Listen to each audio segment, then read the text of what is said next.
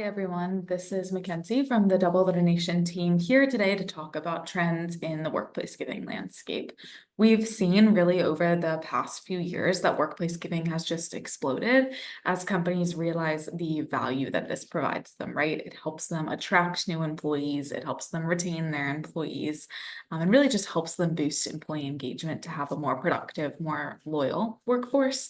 And so because of that, we've just seen workplace giving continuing to grow in terms of matching gifts, in terms of volunteerism, payroll giving programs, the types of organizations that companies are supporting through their workplace giving. So all of those trends truthfully mean that there is just so much revenue, so much potential out there for nonprofits to benefit from workplace giving. And so we want to talk through a little bit of those trends and how you can take advantage of those trends at your organization to increase your fundraising success. And one of the areas under behavior was really what is the most compelling incentive to give.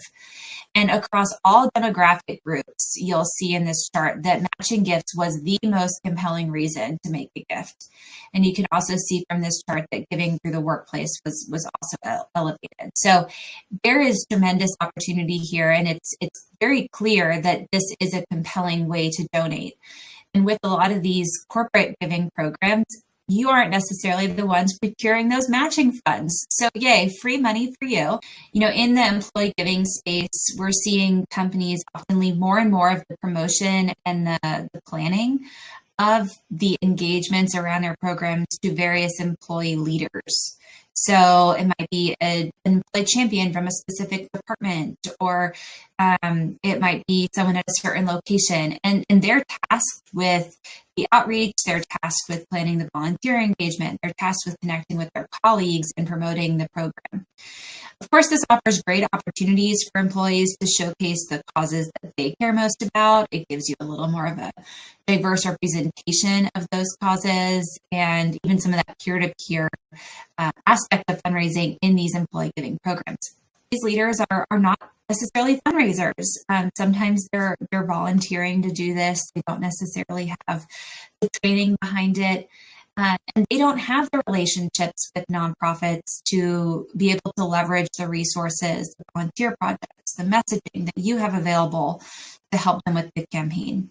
Highest level trend, as I said, is just that volunteering participation is up big time. So 86% of companies now have active volunteering programs. That's up 10% just from last year.